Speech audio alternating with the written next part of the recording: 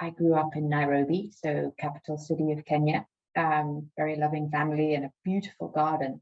And lots of camping trips. So there was always a kind of immersion in wild space. And as it came, you get funneled through the education system, and you come out kind of with a university degree, and you're kind of like, right, who wants to hire me and in what? Surely there's something large and fabulous out there, but I really didn't know what it was that I wanted to do. And I think there was a very dark and lonely and slightly vortexy world that I entered in, being like, I need money, and then I need to make a difference. And it kind of banded between the two for several years. And I ended up fairly desperate in a beekeeping course. And it was the first time I felt quiet in my brain for years. It wasn't like decades, but it was certainly after a really difficult part of, like a mid-youth crisis, I almost called it, being like, I just need something that I believe in because I've tasted happiness, and I have the privilege to not just do a job because it pays the bills. Like I want both. And it has to be connected with the natural world.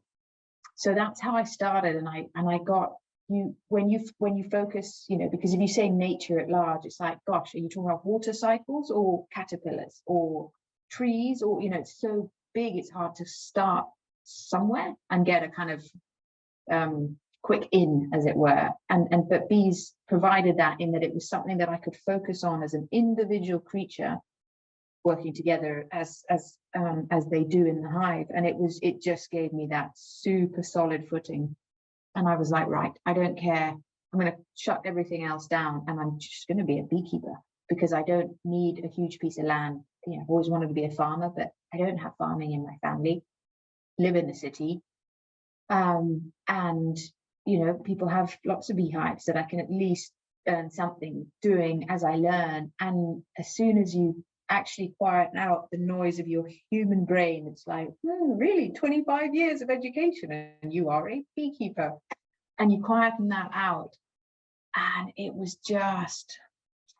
just mystical, learning about these creatures in a level of detail that is not provided in textbooks and things like that, and then actually seeing it and working and touching it for months on end. And I think that's where I got the note to self, which is, if you have a passion and you are engaging in that passion, it doesn't matter if you start as a complete novice like I did, it will, if you can keep giving in that energy, it will take you to all sorts of places. And it led me to Ethiopia, which is where beekeeping was just one slice of a pizza, of which, not a real pizza, but a pizza where you could do bees, but ultimately bees require flowers, and flowers require an ecosystem. And suddenly you're trying to, hatch together this incredible, diverse, functioning ecosystem.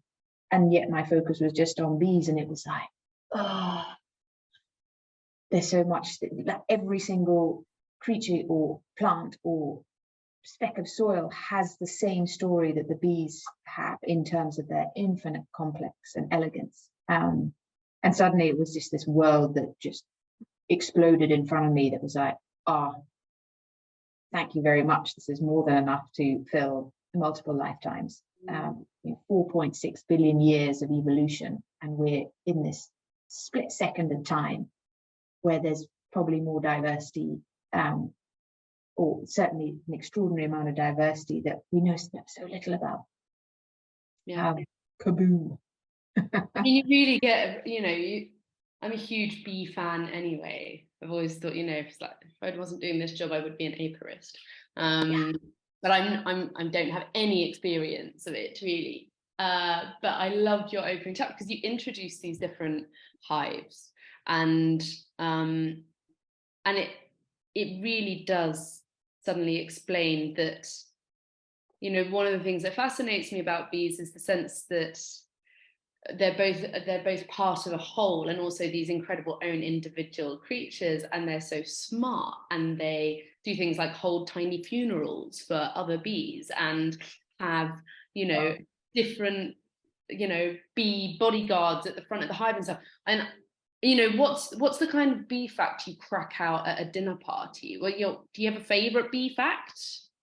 We could spend all day doing this, but you know, for bread. If you feel free to like tell me to stop, because if I get chatted, I think it's one that is now wonderfully more well known, but that bees communicate using dance, which is extraordinary, and it's got a cute side to it, but there is a level of intelligence which is related to that. They have 3 sun eyes on the top of their heads that function like a modern day GPS. So if you're up at a picnic 200 meters away from a hive and someone spills a Coke, a bee will find it that's out foraging and be like, bing, bing, this is an extraordinary source of food, and will go back to the hive straight away.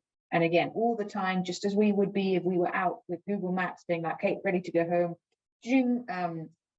closest route home. And she will then, in amongst thousands of other bees, also being like, I found, there's a Sprite over there. Or anyway, the closest and most, the biggest source of food will be, someone will say, oh, your Sprite's 400 meters away. Listen to the bee that's come back telling you that there's Coke 200 meters away. They obviously, I don't think, maybe they can differentiate between Sprite and Coke. But the way that one bee explains to everyone else in the hive that there is Coke 200 meters away, 1 o'clock direction, is doing this waggle dance, which is a figure of 8. And should there be a source of food closer, all the bees will obviously go there. That's why at a picnic, you'll have 1 bee and then suddenly 50 bees, and then, you've got to evacuate. If there's a closer source of food than the 200-meter Coke spill, the bees will do that and they'll finish that one, and then they'll come back to that original bee that found the Coke. And if it was 2 or 3 hours later, she will adapt her dance to do with the sun going down. And it's just like that level of like technical, it's astounding. And that they're just little bees, and yet that's my go-to fact. But there are multiple. Really, really good. Really added to my bee fact file. Thank you very much. I mean, which regeneration, on a serious note, is central to Sister Nature, and it's at times quite difficult to read Sister Nature and not feel really overwhelmed by the states of our resources and our food systems and our climate crisis.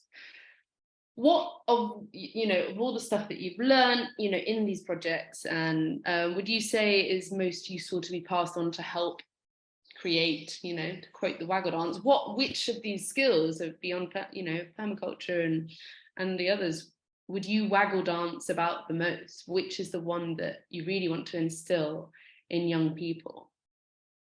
Or is it more complex than that? It is. I think it comes from, for me, it comes back to, so there's a step that needs to happen before, say, the waggle dance, which is clarity of thought and that stillness of mind. And I've gone through it in that I didn't have it until the bees gave it to me. If I could press a rewind button and I was a young person again, and I could just press a button that was like, shh, doesn't matter that you're not on Instagram, all of this like modern day, do this, and bing, bing, bing, bing noise. That almost, I think there's a beautiful sentence in a book called 21 Questions for the 21st Century by Yuval Harari, and it goes along the lines of, in a world deluged by irrelevant information, it is clarity that is key. And I love that. So the step 1 is, as a society, as an individual within that society, there has to be a kind of what actually matters. And in that is the answer to your question in the waggle dance is a sense of connection to the natural world. We can't just put on whatever virtual reality headphones and be like, it doesn't matter because we're in a forest, because you're going to take those off at some point and be like, oh, I'm hungry. we can't, and I need to breathe air and drink water and function as a very much a part of nature ourselves as a species. It's just step one is just a sense of stillness and calm, and that this matters. And then within that, whether it's a bee that drags you in, or a flower, or a tree, or something that you eat, there is that. How did that mushroom grow? What is, it's not just a mushroom, it's not just a bee. There is an entire world that is waiting there to be understood, even in the most basic form. So that's what my waggle dance would be around the single word, which is connection. But to get there is I think the biggest challenge that our society faces, which is quietening out the noise and acknowledging as a collective that this is the only thing that allows anything else to matter. Yeah. And a lot of that is about access as well, right? I mean, it's yeah.